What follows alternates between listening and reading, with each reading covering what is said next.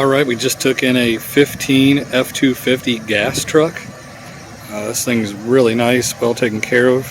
It's been lifted. It's got a real nice set of Toyo, like all-terrain tires on it.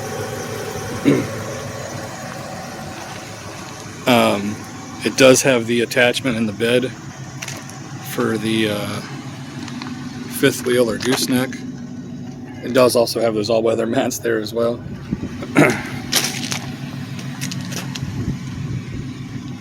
But low mileage, only has 62,000 miles, which is hard to come by for a 15 F-250. And believe me, there's plenty of people out there that love the gas motor over the diesel motor. Expenses and repairs are way cheaper on the gas setup.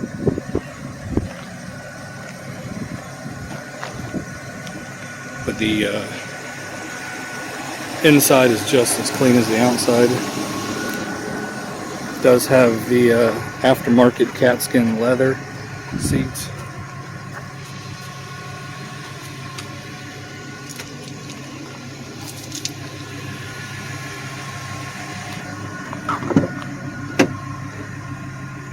I don't even think the rear seats have ever been sat in, to be honest.